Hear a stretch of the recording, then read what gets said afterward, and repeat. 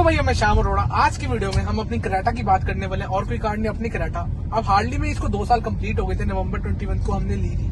अब 2 साल के बाद मैंने इस कार को ड्राइव करा अच्छे से। 22,000 किलोमीटर मैंने कार को अप्रोक्सीमेटली चला दिया है। एंड अब इस कार को जब मैंने 10,000 इनिशियली चलाया था कार को, तब तो मुझे इस गाड़ी में सारे पॉजिटिव लग रहे थे, लगभग को एक भी नेगेटिव नहीं देखने को मिला लिविंग बिल्ड क्वालिटी पर। अब जैसे जैसे गाड़ी के साथ मैं ग्रो होकर मैं 22,000 आ चुका हूँ, सर्विस इशू पे भी मेरे को कोई नेगेटिव नहीं लगा था। पर अब धीरे धीरे थोड़े थोड़े कार के नेगेटिव फ्रंट में आने लग गए। हालांकि कार नो डाउट अच्छी है। तो अगर आप आज की डेट में कोई सोच रहा है नई क्रेटा लेने का, जिस मार्केट में स्कॉर्पियन और बहुत सारी कार्स आ चुकी है, जिन लोगों को बहुत लोगों का अट्रैक्शन स्कॉर्पियन की तरफ बच रहा है, आज की डेट में कोई कार लेने जा रहा है, फाइनल तक मैं उसे कंक्लूड कर दूंगा कि क्रेटा उसके लिए कहाँ पे नेगेटिव रहेगी और कहाँ पे उसे क्रेटा लेनी चाहिए। तो चलते हैं फटाफट आपको हमारी गाड़ी की जर्नी बताने।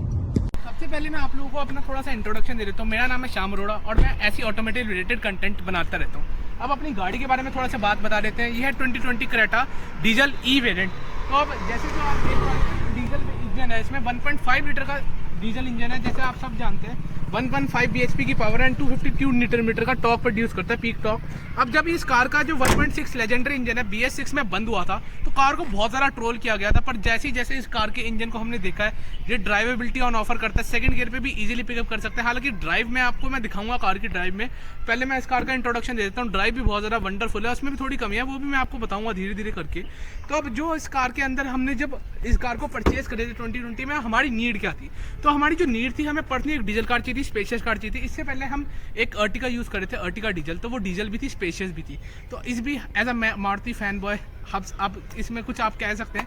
पर जो हमें पर्सनली मारुति कार्स बहुत ज़्यादा पसंद है। तो अब मारुति की कार्स में हम मारुति में ही जाना चाह रहे थे। तो हम डीजल अर्टिका का 1.5 लेजेंडरी इंजन था, वो भी लिमिटेड टाइम के लिए आया था, जो मारुति ने अपने इन हाउस डेवलप करा था, जो फिएट का नहीं था। तो अब 6 गियर के सेटअप के साथ आता, तो हम वो लेना चाह रहे थे। पर ड्यू टू इनअवेलेबिलिटी वो कार बहुत ज़्यादा लिमिटेड लेवल थी, तो ब्लैक मांगने लगे थे। तो हमने कहा भाई उससे अच्छा हम क्रेटा ले लेंगे। एंड क्रेटा को जब हम आज तक मैं अपने डिसीजन को कभी भी रिग्रेट नहीं करता हूँ। हालांकि ये 5 सीटर है, पर जो इसमें स्पेशियस है इक्वलेंट टू अर्टिगा ही है।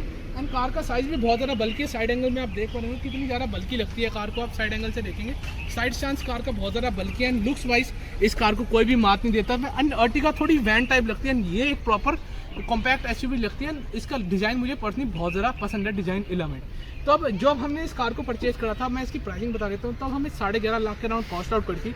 एंड इसके ऊपर मैंने कुछ अब यूनिक मॉडिफिकेशन कराई है। तो सबसे पहले आपको अपनी यूनिक मॉडिफिकेशन बताता हूँ। तो अब सबसे पहले मैंने इस कार के अंदर जो सबसे पहले ज़्यादा सबको लगती है, वो है भाई बेस मॉडल की ग्रिल। अब बेस मॉडल की ग्रिल, अब मैं टॉप एंड वेरिएंट की ग्रिल में ले रहा था, पर 11,000 मुझे पर्सनली वर्थ आउट नहीं लग रहे थे कि ग्रिल पे लगाना, जबकि कार का काम चल रहा है, पहले से कंपनी से ग्रिल आई है। तो मैंने आफ्टर मार्केट ऑप्शन देखी है। तो आफ्टर मार्केट वो थोड़ी क्वालिटी की इशू रहता है। एंड कार में वो एक सॉलिडिबिलिटी है, जो एक ओरिजिनलिटी वाली फील है, वो खत्म हो जाती है। तो फिर मैंने एक मायापुरी मार्केट, आप सब जानते हो कि वहाँ से एक सेकंड हैंड ग्रिल मैंने परचेज करी थी। नीट कंडीशन की थी, पर थोड़े बहुत स्क्रैचेस थे, तो वो थोड़ा बुरा लग रहा था। एंड वहाँ पे अगर एक टिप देना चाहूँगा, अगर आपको जरूर अगर टॉप मॉडल की ग्रिल लेनी है, वहाँ पे आप जाके जरूर देख सकते हैं। आपको अगर सेकंड हैंड, मेरा तो पर्सनल रीज़न था कि हम सेकंड हैंड चीज़ अपनी गाड़ी पे नहीं लगा रहे थे। मेरे को तो कोई इशू नहीं था, मेरी फैमिली ने मना कर दिया था, तो इस वजह से मैंने उस ग्रिल को रिजेक्ट कर दिया। पर अगर आप लोगों को ग्रिल लेनी है, आप मायापुरी में जाके जरूर ग्रिल ले सकते हैं। अब साइड एंगल में बताएंगे कि क्या यूनिक मॉडिफिकेशन हो रखा है। अब साइड एंगल वाइज आप देख पाएंगे, इसमें एक बहुत ज़्यादा यूनिक मॉडिफिकेशन हो रखा है। अब आप लोगों को लग रहा होगा इसके टायर्स का। अब जो इसका मॉडिफिकेशन है, अब ये वाले जो टायर्स हैं, इस गाड़ी के स्टॉक टायर्स हैं। जो व्हील कवर आप देख पा रहे होंगे, ये वेन्यू के SX वेरिएंट में आता है। तो ये स्टाइल स्टील रिम्स की कैटेगरी में आते हैं, वेन्यू के XX वेरिएंट में। एंड इसके वजह से कार का स्टांस मेरा बहुत ज़्यादा इंक्रीज हुआ है। तो जो प्रीवियसली जो व्हील कवर्स आते थे, वो मैंने साइड करके इनको लगा दिए। अब इनकी भी एक यूनिक स्टोरी थी। ये मेरे को OLX पे मैंने एक ढूंढे थे, बहुत मुश्किल से एक जगह अवेलेबल हो पाए थे। मैंने सोचा था कि जो इसका स्टाइल स्टील रिम का रिम आता है, वो भी इसमें लग जाएगा, पर अनफॉर्चुनेटली वो फिट नहीं हुआ, क्योंकि क्रेटा की डिस्क ब्रेक बड़ी थी और तो इस वजह से वो फिट नहीं हो पाया। तो इस वजह से हमने इसमें ये वाले इनको लगाया। पर जो इसके स्टॉक स्टील रिम थे, तो उनकी जो इसकी वाल की प्लेसमेंट थी, वो डिफरेंट आई, तो कट करके लगाया। तो भाई इसकी बहुत लंबी स्टोरी है, बहुत यूनिक है। पर आप लोग कमेंट में बताना क्रेटा पे ये वाले कैसे लग रहा है, जब दूर से गाड़ी का आप पूरा प्रॉपर स्टांस देख रहे हैं। अब ये थे बाहर एक्सटीरियर में जो छोटे मोटे मॉडिफिकेशन जो रखे हैं। इसके अलावा मैंने कार में कोई मॉडिफिकेशन नहीं कराया, अंदर बेसिक सा स्टीरियो लगा और ये था। तो अब बात करते हैं कार की ड्राइवेबिलिटी 2 साल के गाड़ी की सर्विस के बारे में। अब ड्राइवेबिलिटी में सबसे बड़ा मेजर इशू जो इंडिया में सबसे ज़्यादा लोग देखते हैं, वो है कितना देती है। तो अब देने की बात करते हैं, तो ये अच्छा दे देती है। तो अब जो अगर आप सिटी में से लाइट फुट ड्राइव करते हैं, तो 12 से 15 का माइलेज आप इजीली एनीवेयर रिटेन कर सकते हैं सिटी ड्राइविंग में।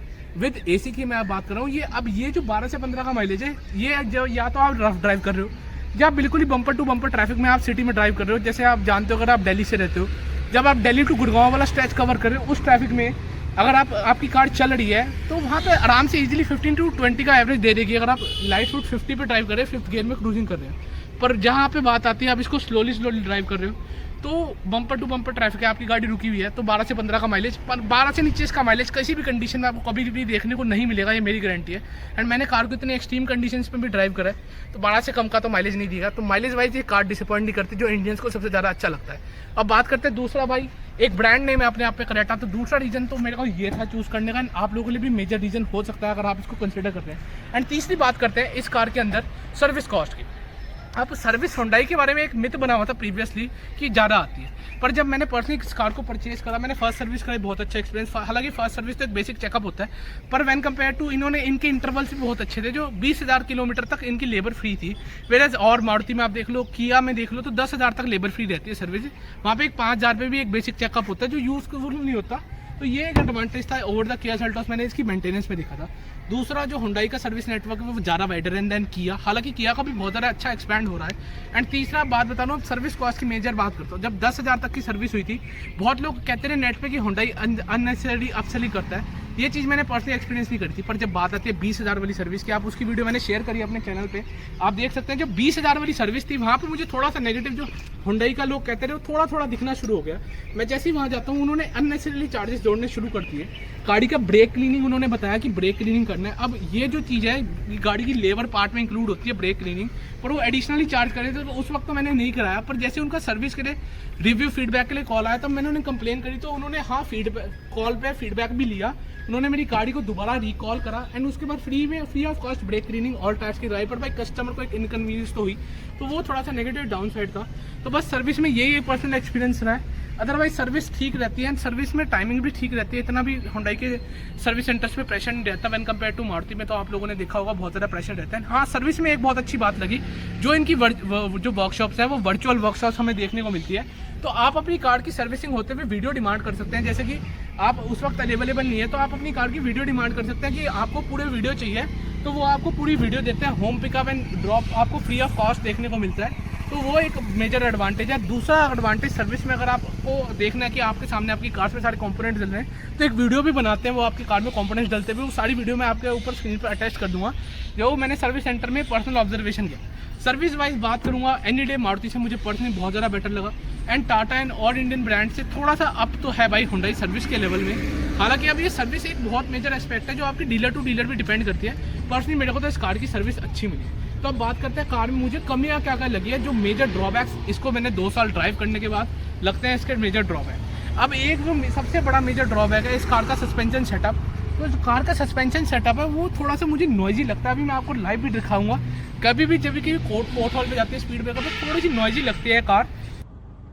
तो अब इंटीरियर में आके जो मैं आपको सस्पेंशन का एक मैंने नेगेटिव बता दिया। अब दूसरा जो मेरे को हार्डली में डेवलप होने लग गया कार के अंदर, वो है थोड़ी इंजन नॉइस इंक्रीज हो गई। अब 20,000 किलोमीटर तक तो भाई पर्सनली मुझे इंजन नॉइस आई नहीं इस कार की। अब मैंने बंद कर दिया, तो आप देख पा रहे हो कट कंटिन्यूस इंजन नॉइस आ रही है। और जब इस कार को हम चालू करेंगे तब भी एक इंजन नॉइस हमें देखने को मिलती है। अब जैसे मैं इस कार को चालू करूंगा, आप देखना एक इंजन नॉइस हमें तब भी थोड़ी वाइब्रेशंस आ गई कार के अंदर। मेरा कहने का मतलब ये। और सर्विस ये नहीं है कि मैंने सर्विस टाइम टू टाइम ही करवाई। मैंने इसकी पहली सर्विस 8,000 पे ड्यू थी, 8,000 पे करा ली। दूसरी सर्विस 18,000 पे ड्यू थी, मैंने 18,000 से पहले 17,000 पे मैंने इसकी सर्विस करा दी थी। तो सर्विसिंग भी गाड़ी टाइम टू टाइम हुई है। तो थोड़ी सी इंजन नॉइस इस कार के अंदर डेवलप हो गया। अब दूसरा जो मुझे नेगेटिव लगता है, जो हुंडई क्रेटा में आज तक वो सॉल्व नहीं कर पाया, वो ये है। अब ये आप रेटल नॉइस सुन रहे हैं यहाँ पे इस पैनल पे, आप देख पा रहे हैं कितनी अजीब सी हमें रेटल नॉइस देखने को मिलती है। एंड छोटी मोटी रेटलिंग नॉइस कार के अंदर है। अब मेरे को समझ नहीं आता भाई, अगर आप एक 20 लाख की, हालांकि मैंने तो चलो बेस एंड मॉडल लिया, पर कोई अगर 20 लाख रुपए पे कर रहा है तो उसे बिल्कुल भी रिकमेंडेड नहीं है। अगर वो इन चीजों को देखेगा तो कितना ज्यादा बुरा लगता है। अगर ये वाली रेटल नॉइस आपके अगर कोई नोन बैठ रहा है, अल्काज़र में हालांकि ये वाली इंप्रूव हो गई है। एंड दूसरी एक और नॉइस हमें यहाँ पे देखने को मिलती है, अगर जैसे अब शीशा थोड़ा सा खुला हुआ है तो एकदम शीशा बहुत ज्यादा कांपता है कभी कभी इसका। तो एक ये मेरे को एक ये नेगेटिव भी लगता है, कभी कभी बहुत ज्यादा वाइब्रेट करता है, कभी कभी वाइब्रेट नहीं करता। वो ड्यूरेशन की बात है। दूसरा अभी सस्पेंशन का मैं आपको दिखाऊंगा ड्राइव करके कार को। ड्राइवेबिलिटी तो हालांकि कार की बहुत ज्यादा अच्छी है। ड्राइव करने में आप देख पा रहे होंगे कार का पिकअप बहुत ज्यादा पंची रिस्पॉन्स है। और इस कार की सबसे अच्छी एडवांटेज क्या है, ये गाड़ी इजीली स्टॉल नहीं होती है। क्योंकि अभी मैं आपको दिखाऊंगा, जैसे स्पीड ब्रेकर है, आवाज आपको बहुत ज्यादा अनऑड सी देखने को मिलेगी इस स्पीड ब्रेकर पे। स्पीड ब्रेकर आ गया, अब आवाज सुनना आप कैसी देखने को मिलती है। ऐसा कुछ भी नहीं हुआ है, पर गाड़ी इतनी ऐसे कांप गई है, तो ये थोड़ा सा नेगेटिव लगता है। इवन मैं दूसरी कार भी ऑन करता हूँ, मारुति बलेनो, उसमें इतनी अनइवन आवाज देखने को नहीं मिलती, वेरा जो इसमें इतनी अनइवन आवाज देखने को मिलती है। तो ये मुझे एक नेगेटिव डाउन साइड लगता है। जो इस कार का सबसे मेजर है वो है सस्पेंशन। अब दूसरा जो नेगेटिव मुझे पर्सनली फील होता है वो इस कार का ब्रेकिंग। अब मैं इस कार की आपको थोड़ी ब्रेकिंग करके दिखाऊंगा। तो ब्रेकिंग जो अभी मैंने इंस्टेंट अप्लाई करी थी, तो ये थोड़ी सी रुक गई है, पर स्लो स्पीड पे जो इस ब्रेक का फीडबैक है, अभी जैसे मैंने ब्रेक प्रेस करी, मुझे पता है मैंने ब्रेक प्रेस करी है, पर जो इस कार का ब्रेक का मुझे फीडबैक है, मुझे पता है पर्सनली मुझे ब्रेक का फीडबैक इतना अच्छा देखने को नहीं मिला कि मैंने ब्रेक प्रेस करी है। तो एक थोड़ा सा नेगेटिव एश्योरेंस यहाँ पे भी है ब्रेकिंग का। हालांकि इसमें ऑल फोर डिस्क देखने को नहीं मिलती है। हालांकि लोग कहते हैं जो ऑल फोर डिस्क वाला वेरिएंट है उसमें ये कंप्लेन हमें देखने को नहीं मिलती, पर इस वाली वेरिएंट में तो ये थोड़ी सी प्रॉब्लम है इसके ब्रेकिंग की। दूसरी आपके सस्पेंशन नॉइज की, एंड ये छोटी मोटी रैटलिंग नॉइज है। इसके अलावा आज तक पर्सनली मेरे को इस कार के अंदर कोई भी कमी देखने को नहीं मिली। माइलेज वाइज भी कार बहुत ज्यादा बढ़िया है, एंड इंजन वाइज हर चीज कंपेयर करेंगे, रीसेल सबसे बड़ी बात, तो रीसेल वाइज भी ये कार बहुत ज्यादा हमें यहाँ पे बढ़िया देखने को मिलती है। सारे कार में पॉजिटिव फैक्टर्स है, बस यही था एक थोड़ा सा जो कार के मुझे नेगेटिव डाउन साइड लगे। अब नेगेटिव डाउन साइड हर किसी का पर्सनल यूज के हिसाब से होता है, ये जो पर्सनल नेगेटिव है ये मेरे को ही लगे। अब देखो हल्का सा स्पीड ब्रेकर था, और कोई कार होती है सस्पेंशन उसका ट्रेवल झेल जाता है, पर इसमें एकदम से हमें आवाज देखने को मिली। तो ये था एक मेजर नेगेटिव है जो इसका सस्पेंशन का मुझे पर्सनली फील होता है। मेरा इसके अलावा और कोई नेगेटिव फील नहीं होता है। ये देखो यहाँ पे मेरा पैर टच हुआ, रेटल लाइट हमें यहाँ पे भी देखने को मिली। तो ये था एक छोटा सा 20,000 वाला रिव्यू। आप लोग बताओ आपको कैसा लगा मेरा रिव्यू, एंड जो क्रेटा के मैंने नेगेटिव्स बताए आप लोग इससे एग्री करते हैं या फिर नहीं, वो भी आप कमेंट में बता सकते हैं। तो होप करता हूँ आपको वीडियो पसंद आई तो फटाफट लाइक कर दो। इसके साथ वीडियो को हम यही एंड करते हैं। As always